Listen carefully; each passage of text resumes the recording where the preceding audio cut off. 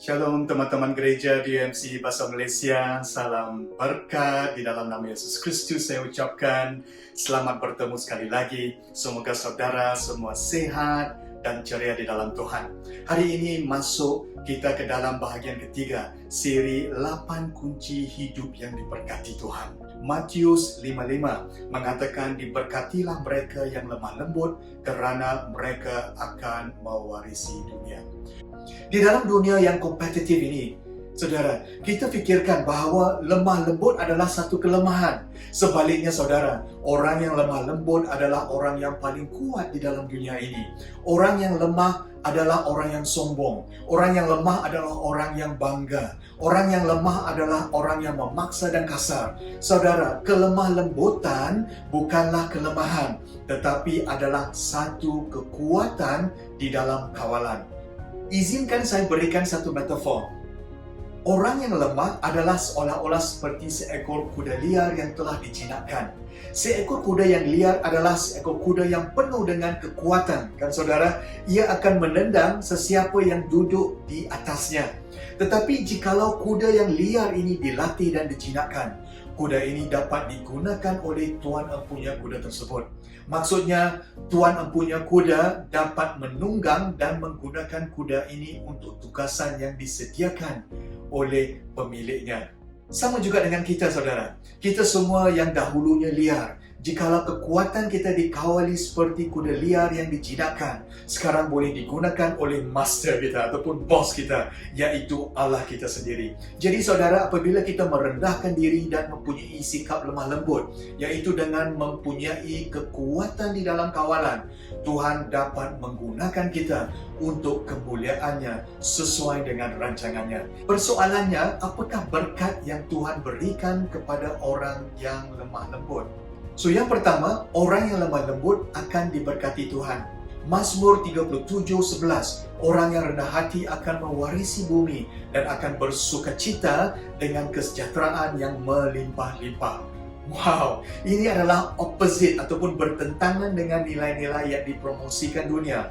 Dunia selalu mengatakan bahawa orang yang agresif, tamak, bangga, kasar, menekan dan sebagainya akan menang. Tetapi Alkitab mengatakan orang yang lemah lembut akan menarik berkat Tuhan.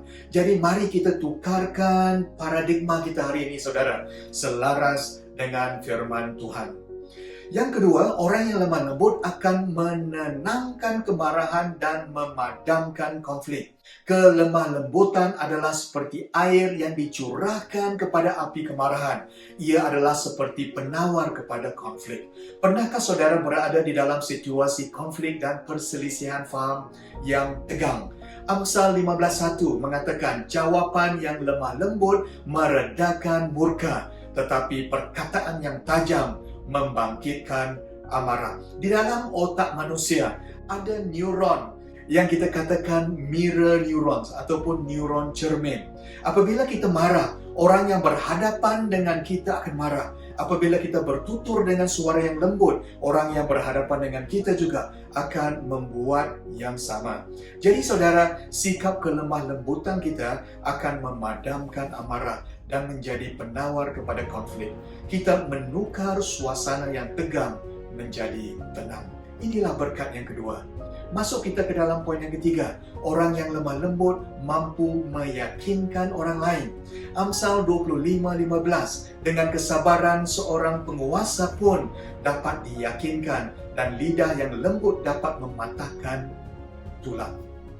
Ini adalah salah satu skill set yang jarang diajar di marketplace. Tetapi Alkitab mengatakan kelemah lembutan akan meyakinkan orang lain. Juga di dalam penginjilan kita harus memberikan jawapan dengan lemah lembut. 1 Petrus 3:15 mengatakan hormatilah Kristus sebagai Tuhan dalam hatimu dan sentiasa bersedia memberikan jawapan yang meyakinkan apabila seseorang bertanyakan asas harapan dalam hatimu. Jawab dengan lembut dan hormat. Jadi saudara, kita memberikan jawapan iman kita dengan lemah lembut. Dan yang keempat, orang yang lemah lembut akan memperolehi kehormatan. Amsal 29:23, keangkuhan seseorang akan merendahkannya, tetapi orang yang rendah diri akan memperoleh kehormatan. Saya teringat tentang mendiang Mother Teresa. Mother Teresa adalah seorang perempuan yang kerdil, yang kecil, 5 kaki tingginya. Seorang nun dari Romania. Apabila beliau berdiri di hadapan pemimpin-pemimpin dunia, semua pemimpin akan memberikannya hormat. Mengapa? Kerana dia adalah seorang yang lemah lembut. Jikalau kita mahu belajar bersikap rendah hati, saudara saya cadangkan supaya kita melibatkan diri di dalam membantu mereka-mereka yang tertindas. Seperti Mother Teresa, lebih kita membantu mereka yang benar-benar memerlukan, kita akan belajar humility ataupun kerendahan hati ataupun kelemah lembutan.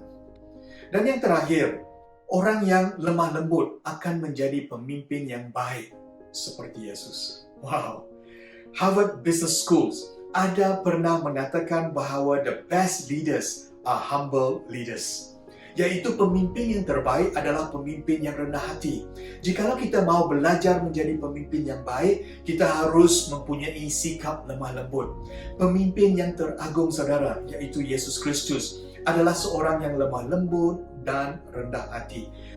Musa, seorang pemimpin yang digunakan Tuhan, adalah seorang yang lemah lembut dan rendah hati. Abraham Lincoln, bekas Presiden Amerika Syarikat, adalah seorang yang lemah lembut dan rendah hati. Martin Luther King, seorang pemimpin Civil Rights Movement yang menentang penindasan warna kulit, adalah seorang yang lemah lembut dan rendah hati. Gandhi, seorang lawyer yang berjaya membebaskan India daripada penjajahan British, adalah seorang yang lemah lembut dan rendah hati. Jadi saudara, inilah kunci yang ketiga. 8 berkat Tuhan di dalam hidup kita, yaitu kelemah lembutan. Walaupun dunia mengajar kita untuk menjadi agresif, tamak dan menekan, tetapi Yesus mengatakan kelemah lembutan adalah karakter yang harus kita kejar. Kerana dengan kunci ini, kita akan diberkati. Mari kita berdoa. Tuhan, terima kasih atas firman-Mu. Hari ini kami telah mempelajari Beatitudes yang ketiga, yaitu kami diberkati apabila kami mempunyai sikap lemah lembut.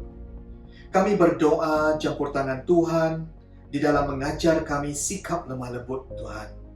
Supaya kami akan diberkati Tuhan. Supaya kami mampu menenangkan kemarahan dan memadamkan konflik. Supaya kami mampu meyakinkan orang dan memberikan berita baik, yaitu Injil, dengan efektif. Supaya kami akan memperolehi kehormatan, supaya kami akan menjadi pemimpin yang baik seperti Kristus. Terima kasih Tuhan, hari ini kami minta campur tangan Tuhan di dalam kehidupan kami dan ajar kami kelemah lembutan. Di dalam nama Yesus Kristus kami berdoa. Amin. Terima kasih teman-teman sekalian, sampai kita bertemu lagi di dalam sesi yang seterusnya. Tuhan memberkati saudara semua. Shalom.